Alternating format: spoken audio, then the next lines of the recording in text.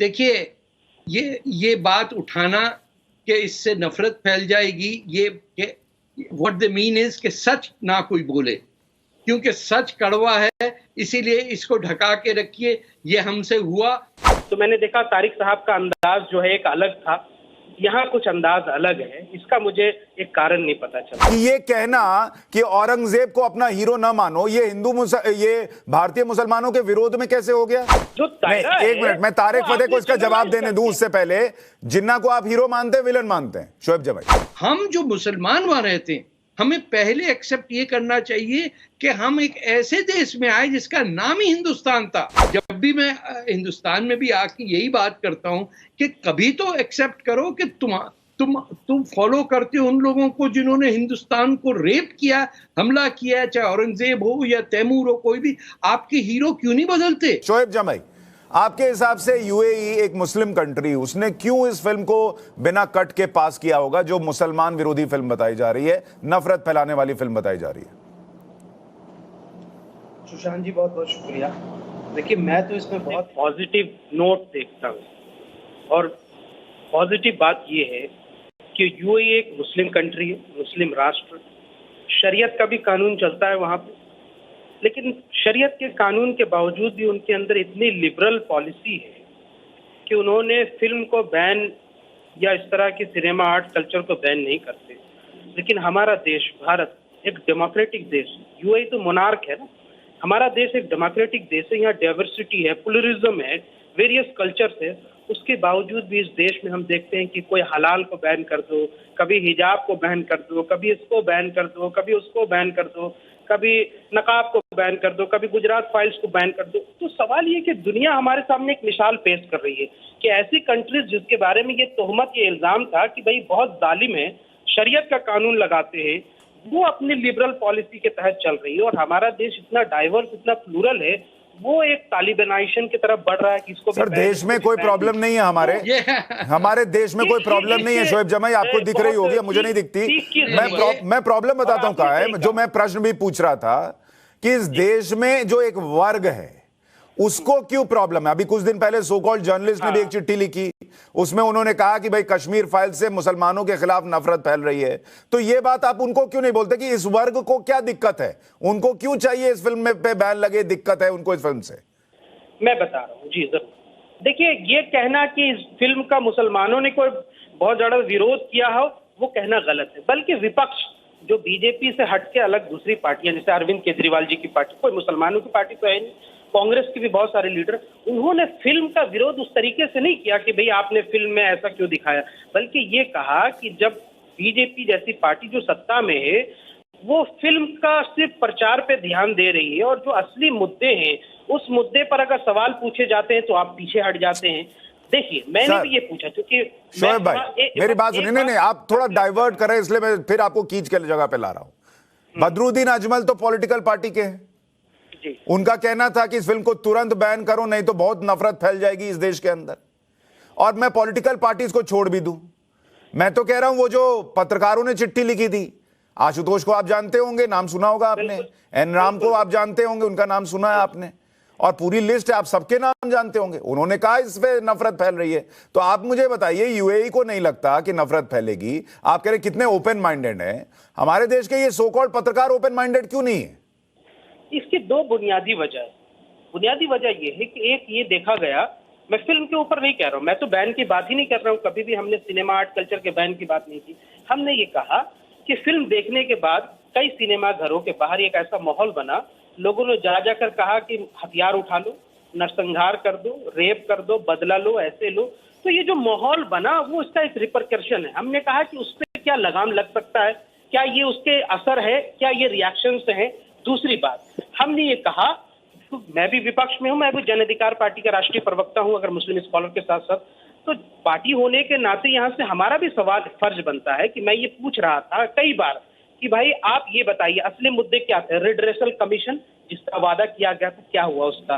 दूसरा, आप ये बताइए कि डिस्ट्रेस सेल में जो पार्टी बनाने की बात थी, उस सुन लीजिए। नहीं, मैं एक्चुअली इसको दो पक्ष में बांट रहा हूं। देखिए, आप भी पहले डिबेट में आए थे, किसने क्या किया नहीं किया इस पर हमने चर्चा की थी, ठीक है। मैं इसको इस दूसरे पक्ष पे आज चर्चा इसलिए कर रहा हूं, और वो मैं अब तारिक फतेह से भी पूछता हूं कि तारिक फतेह साहब मुझे ये बताइए, ये हमारे यहाँ कुछ पत्रकारों ने चिट्ठी लिख दी थी कि इस फिल्म से नफरत फैल रही है। जी जी। क्या ये नफरत वाकई फैलेगी जो शोएब जमई कह रहे हैं कि भाई कुछ लोग कह रहे हैं इस फिल्म को देख के अग्रेसिव हो जा रहे हैं, या ये नरेंद्र मोदी के विरोध के नाम पर हो रहा है कि ये सब दिखाओ ही मत, कहीं मोदी को फायदा ना हो जाए?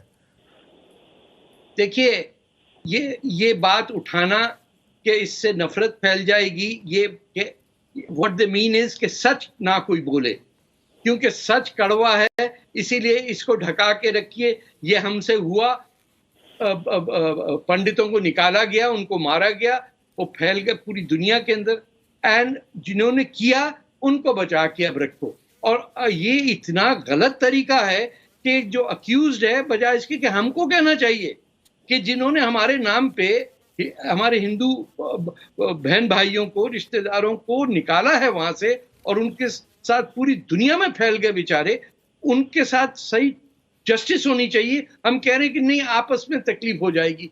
यही जब भी मैं हिंदुस्तान में भी आके यही बात करता हूं कि कभी तो एक्सेप्ट करो कि तुम फॉलो करते हो उन लोगों को जिन्होंने हिंदुस्तान को रेप किया, हमला किया, चाहे औरंगजेब हो या तैमूर हो, कोई भी। आपके हीरो क्यों नहीं बदलते? आप क्यों नहीं नाम रखते हिंदुस्तानी? तो भी वही बात होती कि अरे साहब आप दुश्मनी करा रहे हैं, आप झगड़ा करा रहे हैं। कभी तो वक्त आएगा कि हम एक्सेप्ट करें कि हमसे ज्यादती हुई, हम मार रहे हैं किसी को। शोएब जमई, ये एक्सेप्टेंस क्यों नहीं है कि हमसे गलती हुई? वो कह रहे सच छुपा दोगे, इसका मतलब तो ये ना कि इससे नफरत फैल जाएगी, इसलिए सच को छुपा दो। और जो इन्वेडर्स थे, जो आक्रांता थे, उनको अभी भी आप लोग या आपको नहीं कहूंगा या किसी और को कहूंगा कि अभी भी नाम रखते हैं, हीरो मानते हैं। वो कह रहे अपने हीरो कब बदलोगे, ये पूछ रहे हैं। देखिए, तारिक फतेह साहब के हवाले से ये कभी हम लोग मानते हैं कि ठीक है, उनका अपना एक आइडियोलॉजी है, अपनी पर्सपेक्टिव है, फिर भी मैं मानता हूं कि वो पढ़े लिखे लर्नेड स्कॉलर हैं। जब मैं यूनाइटेड स्टेट टेक्सास में था, पोस्ट डॉक्टरल कर रहा था, तो कई बार जो है वो क्लब हाउस में जो है चर्चा हुई, तो मैंने देखा तारिक साहब का अंदाज जो है एक अलग था, यहाँ कुछ अंदाज अलग है। इसका मुझे एक कारण नहीं पता चलता। मैं हमेशा एक्सपेक्ट करता हूँ कि आप, जब हम लर्नेड स्कॉलर हैं तो लर्नेड की तरह बात करें, ऐसा तो नहीं। शोएब जी, आगे बढ़ने के पहले बताइए वहां इनका क्या अंदाज होता था? भाई, क्लब हाउस के एक चैट में तो इनका अंदाज जो बिल्कुल प्रो मुस्लिम, बहुत अच्छी अच्छी बातें, भारतीय मुसलमानों की इतनी तारीफ, इतनी सारी चीजें, यहाँ चैनलों में इनका अंदाज बदल जाता है। हालांकि मेरे पास वो भी है। देखिए, जहां ज्यादती देखिए, नहीं पर एक मिनट तारिक फतेह, आप जवाब दीजिएगा। मैं ये पूछ रहा हूं, एक मिनट, मैं ये पूछ रहा हूं शोएब जमई कि ये कहना कि औरंगजेब को अपना हीरो ना मानो, ये ये भारतीय मुसलमानों के विरोध में कैसे हो गया? उन्होंने तो किसी का विरोध नहीं किया। यही तो गलत बात फैलाते हैं। भारत का कौन सा मुसलमान आज का 1947 के बाद जो पैदा हुआ आजादी में, कौन हीरो मानता है? भाई, वो तो अपने को मौलाना आजाद कहता है, वो तो अब्दुल कलाम कहता है। नहीं, वो आज भी कई लोग जिन्ना को हीरो मानते हैं। वो आज के यंग, औरंगजेब को छोड़िए, लोग जिन्ना को हीरो मानते हैं। नई पीढ़ी के लोग हैं, जिसने हिंदू मुसलमान को अलग कर दिया, उस जिन्ना को हीरो मानते हैं लोग। सवाल ये है कि ये उसी गैंग के लोग हैं जो ये कहते हैं कि मुसलमान तो सब कलाम बन जाएं, खुद 70 सालों से गोडसे बन के घूम रहे हैं। तो अब सवाल ये कि आपकी एक्सपेक्टेशन का जो दायरा है। एक मिनट, मैं तारिक फतेह को इसका जवाब देने दूं उससे पहले, जिन्ना को आप हीरो मानते हैं, विलन मानते हैं शोएब जमई? अरे भाई, मैंने कितनी दफा ये कहा है कि जिन्ना तो इस देश के मुसलमानों की बर्बादी का सबसे बड़ा कारण। ठीक है, तो यही वो कह रहे हैं कि ऐसे ऐसे लोगों को विलन बताइए। तारिक फतेह, अब आप जवाब दीजिए जो वो आप पर आरोप लगा रहे हैं कि आप दो अलग तरीके की बातें करते हैं, टीवी पे कुछ और, पीछे कुछ और। देखें, अगर कहीं मुसलमानों के साथ ज्यादती हो रही है या बुद्धिस्ट के साथ हो रही है, मेरा काम, या मैं अपने एज अ पर्सनल, मैं जो गिरा हुआ है, जिसके साथ जुल्म हो रहा है, उसके साथ खड़ा हूंगा। मैं मजहब नहीं देखता। तो अगर अमेरिका में 9/11 के बाद आम शाम मुसलमानों की पिटाई हो रही है, तो मैं तो जाके वहां खड़ा हूंगा ना कि इसने थोड़ी जहाज मारा, जिस पाकिस्तानी ने वहां भेजे थे या सऊदी ने, आप उनसे लें। क्यों सिखों को मुसलमान समझ के पिटाई कर रहे हैं आप अमेरिका के अंदर? That is universal principle. मैं कश्मीर के बारे में ये कह रहा हूं कि इस पे कोई डिस्प्यूट नहीं है कि 8वीं सदी के अंदर करकोटा सिविलाइजेशन और जो कैस्पियन सी से बे ऑफ बंगाल तक थी, उसके अंदर ग्रेट हिंदू सिविलाइजेशन थी, जैसे सिंध में थी या मोहनजोदारो में थी। हम जो मुसलमान वहां रहते हैं, हमें पहले एक्सेप्ट ये करना चाहिए कि हम एक ऐसे देश में आए जिसका नाम ही हिंदुस्तान था, और उसको हम इस उम्मीद में रखें कि यहाँ फिर से मुगल आएंगे, फिर से राज होगा, फिर से ऐसा पिटाई करेंगे करेंगे।